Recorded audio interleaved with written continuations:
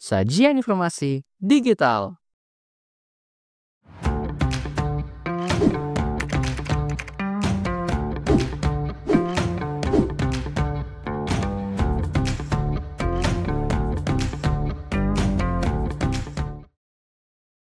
Anak-anak menjadi salah satu investasi berharga bagi perubahan dan harapan untuk masa depan bangsa. Berdasarkan Survei Kesehatan Indonesia atau SKI tahun 2023, sekitar 81,3% anak Indonesia memiliki status gizi normal, sementara 14,1% mengalami stunting. Stunting berpengaruh pada kecerdasan anak yang terbukti dari laporan World Population Review tahun 2023 bahwa rata-rata IQ masyarakat Indonesia hanya 78,49%, menempati peringkat 126 dunia dan terendah di Asia Tenggara. Rendahnya kecerdasan ini dipengaruhi oleh berbagai faktor, termasuk gizi yang buruk sejak usia dini. Untuk mengatasi masalah ini, pemerintah meluncurkan program makan bergizi gratis atau MBG sebagai bagian dari Visi Indonesia Emas tahun 2045. Program ini bertujuan menekan angka malnutrisi dan stunting, khususnya bagi kelompok rentan seperti balita, anak-anak, ibu hamil, dan ibu menyusui. Jumlah penerima manfaat diproyeksikan meningkat hingga 15 juta orang pada akhir tahun 2025. Program ini diharapkan dapat berkontribusi pada peningkatan kualitas sumber daya manusia Indonesia melalui perbaikan asupan gizi. Dalam konten perspektif kali ini, kami akan menanyakan tanggapan kepada pihak-pihak yang bertanggung jawab mengenai program makan bergizi gratis, dan juga tanggapan dari penerima program serta pihak-pihak yang bersangkutan. Bagaimanakah perspektif mereka? Apakah akan kontradiktif? Langsung aja, check it out!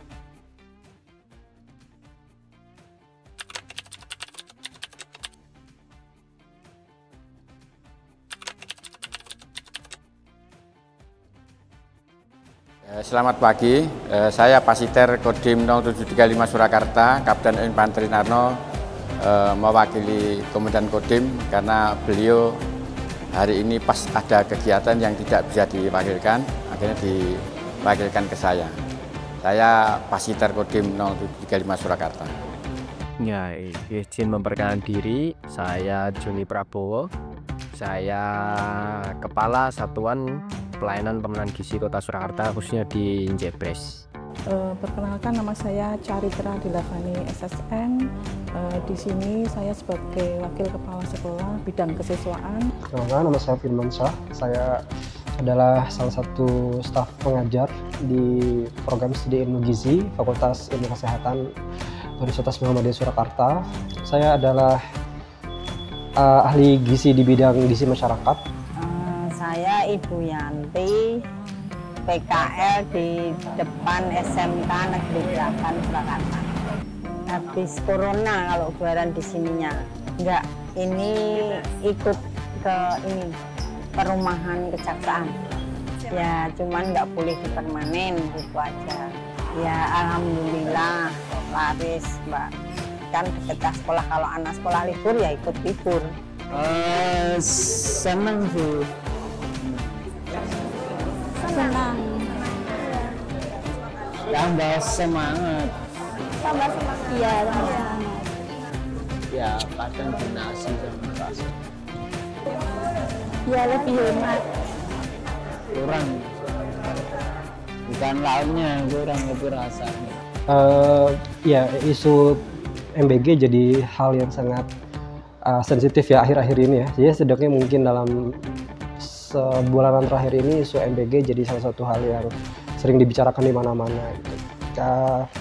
Saya sejujurnya secara pribadi adalah orang yang dari awal sejak isu dan kampanye itu digaungkan adalah orang yang tidak terlalu melihat ini adalah sebagai suatu hal yang strategis untuk dilakukan oleh pemerintah. Gitu.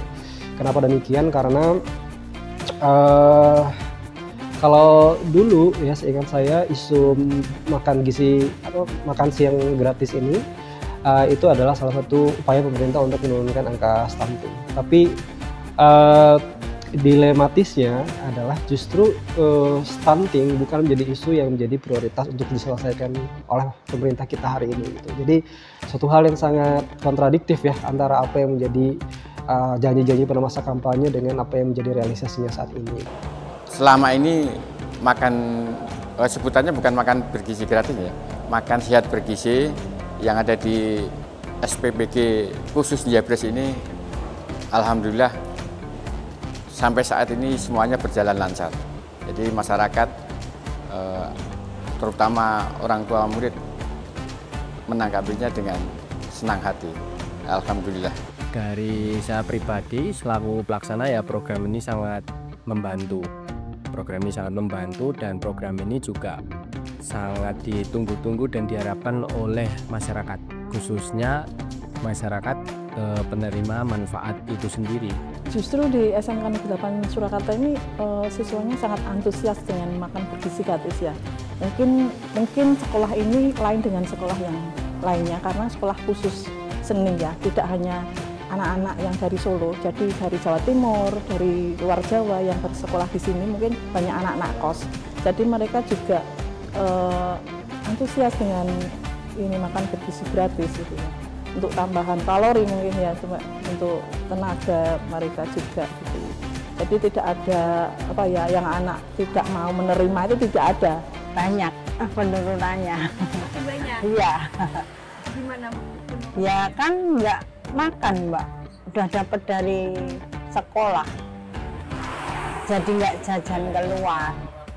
Ya ada yang nggak suka mungkin keluar, mungkin ada yang nggak suka makanannya, dan itu baru jajan keluar. Tapi kalau keseluruhan sih pada suka orang gratis kok. Justru sebenarnya hal yang ingin saya soroti adalah jika saja kemudian pemerintah itu fokus kepada pre-education, kepada sasarannya mereka. Jadi akhirnya seperti yang tadi disampaikan, jadi tahu dulu budaya makan di situ seperti apa makanan yang potensi lokal di situ tuh apa gitu kan, apa pangan lokalnya, bagaimana preferensi pangan dari warga di situ atau masyarakat di situ atau anak sekolah di situ, kan akhirnya kita akan tahu ya, oh makanan yang disukai di sini tuh sekian. Dan itu sebenarnya tidak perlu akhirnya membuat satu badan khusus untuk melakukan proses masak-masak itu. Karena sebenarnya kita bisa loh memanfaatkan kantin sekolah yang bisa kita ajak kerjasama untuk menjadi mitra untuk meng-create dan menciptakan menu-menu yang baik, yang simple, yang sehat dan fresh. Berapa banyak kantin-kantin sekarang yang sudah tidak bisa jualan lagi karena tidak laku lah, kemudian jualannya dianggap tidak sehat lah dan sebagainya hanya karena MBG tadi itu menyasar ke seluruh wilayah dan sekolah-sekolah yang ada di sekitar kita. Tidak ada. Di Kodim tidak ada kerjasama.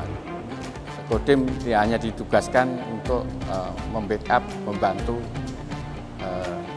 kegiatan yang ada di sini. Bahkan diwajibkan dari BGN untuk Kodim itu membantu SPBG yang ada di wilayah. Kami sebelumnya sudah disiapkan, memang sebelumnya ya sudah ada pekerjaan kan, kami sudah ada pekerjaan, kemudian kami sudah disiapkan untuk mengelola program makan bergizi ini gitu. Jadi sudah disiapkan melalui pendidikan dan pelatihan. Kalau di kami tidak ada untuk struktur pemilihan tim, tapi di kami ada strukturnya di SPBG ini sendiri.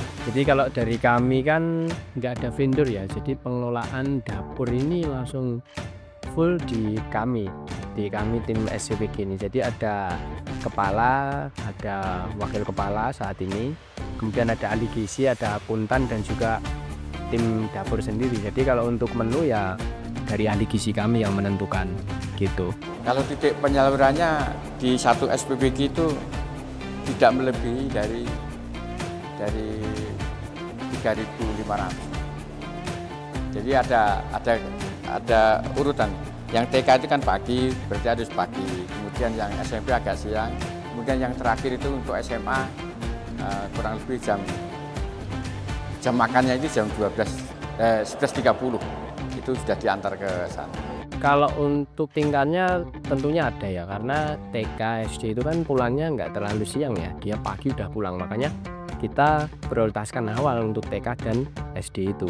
Nah kalau untuk SMP itu biasanya istirahat pertama itu dia makan, kemudian kalau SMA atau SMK itu istirahat kedua dia makan, seperti itu. Alurnya pendistribusiannya sebelumnya kan sekolah-sekolah itu sudah ditunjuk sama kepala dapurnya mana-mana yang akan didistribusikan di wilayah SPBG Dapur ini, radius antara 3 km sampai 6 km. Kami menyerahkan data di SPPG Jebres ini untuk SMK Negeri 8 Surakarta sebanyak 1.345 siswa. Untuk pendistribusian, jadi kami itu kan ada persiapan, ada proses pengolahan, kemudian ada proses pemorsian, kemudian baru pendistribusian gitu. Nah, untuk pendistribusian sendiri ya kami yang mengantarkan ke sekolah-sekolah gitu. Kalau di kami ada 7 sekolah, jadi ada TK Warga, SD Warga, kemudian SD Purwodiningrat, SD Kepatihan Wetan, kemudian ada SMP Negeri 14, SMA Widya Wacana, dan juga SMK Negeri 8. Untuk teknis pendistribusiannya di istirahat kedua di jam 12.25, kemudian nanti diserahkan ke anak-anak. Setelah itu kalau tempat makannya atau omprengnya itu dikumpulkan paling lambat jam 2. Kalau pendistribusian alhamdulillah sampai sekarang belum ada kendala. Kemarin saat memasak saja hari pertama kedua memang agak ya mungkin penyelesaian ya, agak terlambat sedikit, tetapi alhamdulillah mulai hari ke-3, ke-4 dan sampai sekarang tim dari dapur sudah berjalan normal, sudah lancar. Anak-anak mengambil makannya ya di gedung Padmanegara ini di depan ya, sudah dari awal memang sudah disetting seperti ini, ada 3 titik. Kemudian untuk kelas 10, 11, dan 12 dan 13 itu ada 3 titik untuk supaya lancar untuk pengambilannya, dan untuk pengembaliannya juga sama. Nanti anak yang sudah ditunjuk oleh wali kelasnya itu tugasnya adalah mengambil dan mengembalikan ompreng sesuai dengan jumlah siswa yang ada di kelasnya. Mungkin kami terangkan untuk kami kan memulainya dari persiapan bahan baku ya. Persiapan bahan baku itu sore, jadi jam 3 sore itu persiapan bahan baku. Jadi motong, racik-racik sayur kayak gitu. Sampai pukul ya biasanya jam 10, jam 11 itu udah selesai. Preparation itu persiapan. Kemudian pengolahan itu jam 12 malam itu pengolahan. Sampai ya kadang jam 7, jam 8 pagi. Nah, kemudian jam 4 pagi itu ada pemorsian. Nah, jam 4 pagi pemorsian di plating itu toh. Kemudian pendistribusian mulai jam 6:30 pagi pendistribusian. Itu pendistribusian setengah 7, kemudian setengah 9 dan juga jam 11-an lah itu didistribusikan. Nah, kemudian jam sekitar setelah pendistribusian terakhir kita mengambilin alat makan itu, ompreng lagi itu atau food tray-nya itu kita ambilin lagi gitu dari sekolah yang awal tadi dulu, yang pagi diambilin lagi, kemudian dicuci langsung di SPPG, kita mencuci. Sampai saat ini tidak ada kendala yang mengganggu ya, karena memang sudah kami batasi pengambilannya di jam istirahat kedua. Itu nanti pengembaliannya ya langsung setelah selesai itu langsung dikembalikan. Jadi yang perlu diperhatikan itu adalah jika secara teknis ya, memang sih ya pemerintah memang dibantu sama TNI dan berbagai unsur ya untuk membantu secara teknis kelancaran dari program ini, termasuk yang masak itu ada bahkan dimintai bantuan di teman-teman di TNI, karena kan ada badan nasional sendiri kan yang mengurus tentang gizi dan seterusnya ini itu. Jadi sebenarnya itu fine aja gitu, asal itu tadi mengejawantakannya di lapangan itu juga harus diperhatikan. Ini perlu diketahui bersama bahwa makanan jika sudah diolah dan sudah jadi itu sebenarnya itu tidak boleh lebih dari 2 jam. Karena kalau lebih dari 2 jam maka akan terjadi kontaminasi yang luar biasa. Makanya ada kasus makanan yang basi ya, kemudian makanan yang tidak termakan dan sebagainya, kemudian proses distribusian yang membutuhkan waktu yang lama dan sebagainya. Jadi itu tuh sebenarnya hal-hal yang akan buat kita capek secara teknis gitu ya, dan ini literally tidak efektif. Menu yang ditetapkan kan dari BGN, kemudian yang di dapur sini sudah ada timnya sendiri ya. Ada tim ahli gizinya, kemudian tim akuntan, tim lapangannya. Jadi bahkan instansi terkait pun sering datang ke sini juga. Dari puskesmas, dari Dinkes itu sering ke sini Mas untuk mengecek. BGN ini bekerja sama dengan satuan teritorial khususnya di kabupaten kota yaitu Kodim untuk mencari titik dapur gitu, titik dapur untuk dijadikan SPBG untuk melayani anak-anak sekolah, ibu hamil, ibu menyusui dan balita dalam makan bergizi ini. Ya, itu bentuk upaya kami untuk selalu menjaga keamanan pangannya ini. Makanya kami lakukan uji lab dengan Dinas Kesehatan, dan juga Dinas Kesehatan merekomendasikan bahwa harus ada uji lab juga. Ada testing dari ibaratnya tim masaknya itu ada testing, dan juga ada sampel yang disimpan. Testernya kalau setiap pengolahan itu kan tester, kemudian kita simpan sampel kalau ada ibaratnya kejadian kita kan ada sampelnya. Tapi kami per 1 bulan sekali dengan Dinas Kesehatan kami lakukan uji lab itu. Bahkan kemarin barusan minggu kemarin ada uji lab juga untuk makanan kami gitu. Kalau anggaran alhamdulillah sampai sekarang semuanya berjalan lancar. Nggak ada, kalau untuk kekurangan kami belum pernah. Ya, kalau untuk suplai kami dari wilayah sekitar Solo sendiri. MBG ini menurut saya bukan suatu hal yang strategis untuk dilaksanakan, karena saya setuju kita lebih butuh pendidikan yang berkualitas daripada makan yang gratis.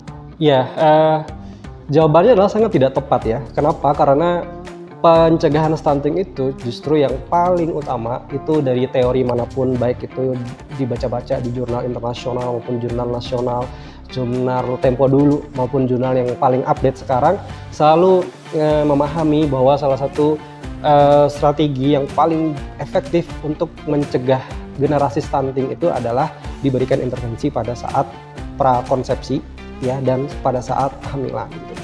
Karena kalau memberikan makanan pada anak itu jauh banget ya, jauh sekali efeknya gitu, karena mereka ya happy aja kan ya makanan ya. Iya kalau mereka makan gitu ya.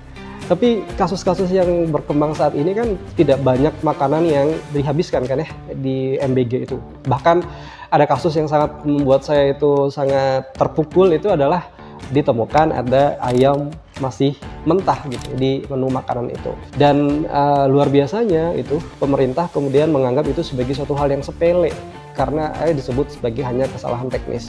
Padahal itu bukan kesalahan teknis. Jadi makanan yang masih mentah ya kemudian langsung mau dimakan oleh anak SD di MBG itu akan memiliki efek yang sangat buruk bagi kesehatannya. Akan ada penyakit infeksi, diare, sakit perut dan sebagainya. Dan itu tidak bisa dibiarkan gitu. Ya, kalau itu dari kami pribadi tidak bisa menanggapi ya, karena ya kami tetap berharapnya kan tidak ada keracunan, khususnya ya di SPBG kami sendiri, sehingga kami selalu menyiapkan dan menjaga keamanan pangan itu secara maksimal. Dari bahan bakunya atau pengolahannya atau apa kan kami juga ada proses ya, ada proses sebelum jadi makanan jadi itu kan ada proses. Nah mungkin ya di proses-proses itu mungkin, tapi kan juga itu bukan menjadi kesimpulan juga, jawaban juga. Sampai saat ini tidak ada ya keluhan yang mendasar ya, tapi intinya kami selalu berkomunikasi dengan pihak sekolah, dengan SPBG ini kita selalu berkomunikasi untuk ya supaya ke depan lebih baik lah. Kan itu makanan sehat, ya kan, makan sehat kan garamnya nggak banyak, bumbunya nggak banyak. Nah itu jadikan hambar. Jadi anak-anak, nggak enak Bu, ini anyep rasane.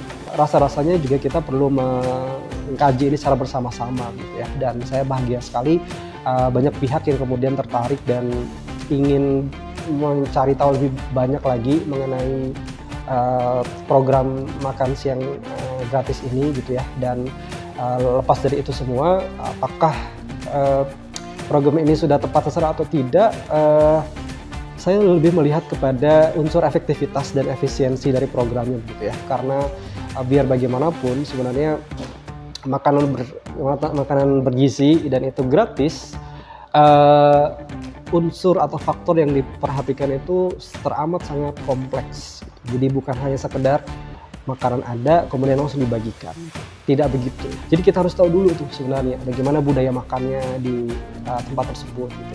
Misalnya akhirnya memang menunya itu dipukul rata ya di semua wilayah misalnya. Apa iya semua anak-anak itu suka dengan menu tersebut? Itu yang pertama. Jadi unsur preferensi dan unsur referensi gitu ya, dan hal-hal yang berkaitan dengan daya tarik, daya suka, dan kemauan untuk menghabiskan makanan bagi anak sekolah itu menurut saya juga hal yang perlu dikaji di awal dulu. Ya, kami memberdayakan masyarakat sekitar. Untuk tim masak, semua tim dapur kami memberdayakan masyarakat sekitar. Itu kan harapan dari pemerintah itu sendiri kan, tujuannya itu ya kita saling dukung aja lah. Intinya kita mendukung supaya ya harapan atau tujuan dari program ini dapat tercapai gitu. Tentu kalau dari segi surat ataupun peraturan dari presiden sendiri kan memang sasarannya adalah anak sekolah, kemudian ibu hamil, balita, dan ibu menyusui. Nah, mungkin itu yang dipilih oleh pemerintah, mungkin itu yang sudah tepat gitu ya. Untuk saat ini kan memang di pemerintah kota itu kan memang ada program juga ya, ada program namanya program PMT loh, pemberian makanan tambahan. Nah, itu untuk ibu hamil dan juga balita. Nah, makanya kami kita komunikasikan dengan dinas kesehatan supaya tidak ada tumpang tindih gitu, supaya tidak ada tumpang tindih dalam pemberian ya program inilah gitu. Hal positifnya anak-anak itu untuk mengurangi anemia ya, karena memang itu sudah menu-menu itu sudah ada ukurannya, sudah ada ahli gizinya. Jadi setiap hari itu menunya berbeda. Untuk susu itu ada 2 kali dalam seminggu. Nah, itu dengan menu yang berbeda dari hari Senin sampai Jumat, bervariatif ya. Kemudian mengurangi stunting ya, yang mungkin anak-anak itu setiap harinya mungkin tidak pernah makan ikan, mungkin tidak pernah makan telur, makan buah. Ini setiap hari buahnya berbeda-beda, kadang pisang, salak, semangka, klengkeng. Nah, itu sudah ada diatur oleh ahli gizi. Jadi untuk menambah konsentrasi juga dalam belajar, itu manfaatnya banyak sekali. Hal ini kemudian jadi tidak strategis lagi dan tidak penting untuk kalau bahasa kasarnya tidak penting untuk diteruskan lagi ya, karena ya tadi efisiensi anggaran dan sebagainya kan akhirnya memang terjadi di berbagai aspek gitu ya, demi ya merealisasikan makanan bergizi gratis ini gitu. Yang awalnya anggarannya sekian kemudian dipangkas jadi sekian per porsi dan seterusnya. Ini menjadi suatu hal yang yang kontradiktif gitu ya dengan unsur efisiensi dan apapun yang dikaji oleh pemerintah. Sebenarnya ya MBG ini cocok-cocok aja bagi ya mereka yang memang ada di 3T ya, terpencil, terdepan, tertinggal ya. Jadi 3T, daerah-daerah 3T menurut saya itu ya cukup penting juga untuk mendapatkan sebagai sasaran untuk program ini gitu. Namun baru-baru kemarin mungkin kita semua melihat ya, ada liputan di sosial media maupun di media massa mengenai banyak sekali pelajar-pelajar Papua yang turun ke jalan, kemudian melakukan konvoi dan aksi protes begitu tentang mereka tidak membutuhkan yang namanya program makan MBG ini gitu. Tapi yang mereka butuhkan itu adalah pendidikan gratisnya gitu, bukan makan gratisnya. Jadi akhirnya yang tadinya saya berpersepsi bahwa MBG ini adalah available atau cocok untuk mereka yang ada di 3T, tapi dengan adanya aksi protes dari teman-teman kita di Papua beberapa waktu yang lalu, akhirnya saya berpikir bahwa ternyata 3T pun tidak membutuhkan yang namanya MBG ini. Ya, kalau harapan dari kami kan memang program ini kan cukup baik ya. Program ini cukup baik dan cukup ditunggu-tunggu oleh masyarakat, sehingga ya ke depan supaya ya program ini tetap berjalan terus, berlanjut terus. Bahkan anak-anak sekolah pun juga senang gitu dengan program ini, senang dan berharap program ini akan terus ada gitu, sampai nanti ada yang berharap sampai dia lulus lah, sampai dia nanti punya sekolah yang lain lah. Nah, itu jadi program ini harapannya ya tetap agar berjalan terus gitu, dan juga ya banyak yang harapan-harapan sudah disiapkan melalui program ini kan untuk tahun 2045 untuk penyongsong Indonesia Emas itu melalui program ini. Ya mari kita sama-sama ya mendukung dan juga mensukseskan dari program makan bergizi ini ya. Harapan kami ya mudah-mudahan program ini akan terus berjalan mencakup semua anak didik yang ada di seluruh Indonesia. Kemudian memang saat ini baru beberapa dapur yang didirikan, tapi itu harapannya nanti semua siswa-siswi yang ada di Surakarta ataupun umumnya di seluruh Indonesia semuanya akan mendapatkan. Ya, untuk program pemerintah makan bergizi gratis ini sudah baik. Kemudian sarannya mungkin kalau melihat perlu penambahan mungkin porsinya. Kembali lagi bahwa totally ini tidak akan berefek ya, bahwa jika MBG ini merupakan salah satu strategi pemerintah untuk menurunkan angka stunting. Jauh, sangat jauh. Maka yang perlu dilakukan saat ini adalah kita seharusnya tidak meninggalkan yang namanya intervensi gizi sensitif dan intervensi gizi spesifik gitu kepada kelompok-kelompok rawan ya. Salah dua di antaranya itu adalah masa prakonsepsi ya, jadi pas saat remaja-remaja, jadi sebelum menikah, dan yang kedua itu adalah saat ibu itu hamil. Jadi itu dua golongan itu merupakan dua golongan yang rawan untuk diberikan intervensi, baik itu gizi spesifik maupun gizi sensitif, untuk menghindari generasi-generasi yang lahir ke depannya itu mengalami stunting. Dan bukan hanya stunting sebenarnya, tapi masalah gizi di Indonesia ini teramat sangat kompleks ya. Kalau sekarang kita mengenalnya dengan triple burden of malnutrition. Ada kelebihan gizi di mana-mana ya, bayi atau balita yang sudah obesitas, jadi udah gemuk. Kemudian di satu sisi ditemukan juga ada bayi atau balita-balita atau anak-anak yang masih kurus gitu ya, yang gizi kurang, perawakannya pendek dan seterusnya, itu jadi kayak stunting tadi. Kemudian yang ketiga adalah defisiensi zat gizi mikro, jadi ada yang menyerang pada ibu hamil seperti anemia, kekurangan energi kronik dan sebagainya. Jadi seluruh kompleksitas masalah gizi tadi itu, salah satu cara yang strategis itu adalah bukan memberikan makanan gratis kepada anak sekolah, karena itu efeknya jauh banget. Jadi yang harus diberikan intervensi itu justru pada masa konsepsi, prakonsepsi, dan juga pada saat hamil. Saya dari dulu selalu ketawa gitu ya ketika ini di program ini digadang-gadang sebagai salah satu cara efektif untuk menurunkan stunting. No way. Ya mereka misalnya sekarang SD, iya kan? Berapa tahun lagi sih mereka akan nikah gitu kan? Berapa tahun lagi mereka akan hamil dan sebagainya. Apa iya selama itu gizinya bisa tertangani? Apa iya makanan dari pemerintah itu bisa memberikan asupan gizi kepada dia untuk memenuhi asupan gizi dari anak-anak tersebut? Dan ini kan cuma sekali sehari doang kan ya gitu. Jadi saya rasa ini tidak akan bisa efektif.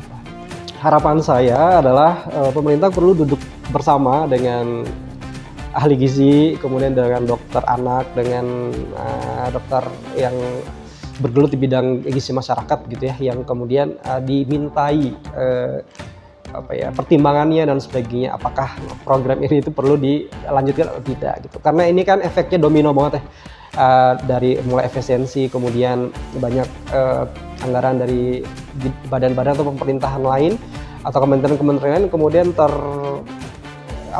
tergerus banyak ya, bukan hanya sedikit persenannya, tapi sangat banyak. Bahkan ada satu kementerian yang setahu saya itu hampir 50%-nya dari dana yang selama ini digelontorkan gitu. Jadi menurut saya jika pemerintah ingin terus melaksanakan program ini, itu duduk bareng, kemudian dikaji lagi siapa sih sasarannya yang benar-benar cocok ya, efektif untuk diterapkan ini gitu.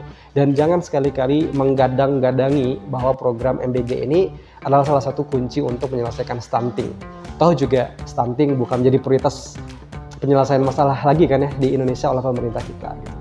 Jadi apapun itu ya, kita tetap harus bisa optimis untuk melahirkan generasi emas tahun 2045, tetapi perlu memang secara efektif untuk bisa bekerja bersama-sama dan pemerintah mau mendengarkan gitu, dari tim pakar dan tim ahli.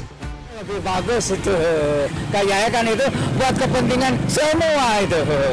Makanan gratis kan buat perorangan itu umpamanya gitu. Intinya ya yang memerlukan gizi itu ibu hamil, tapi kan itu langkahnya pemerintah untuk gizi anak sekolah ya. Jangan diambil buruknya doang. Dengan gizi gratis ini efisiensi di mana-mana, kita nanti lihat gerak pemerintah ke depannya bagaimana. Sebetulnya bagus ke yang buat ibu hamil ya. Kalau untuk anak-anak sih kurang ya, karena buat ibu hamil kan perlu buat ini yang janinnya. Ya seharusnya kan pemerintah itu mengutamakan orang tuanya dulu, baru anak-anaknya kan udah dipikir sama orang tuanya. Buat apa mikirin anaknya kalau orang tuanya dibikin susah gitu.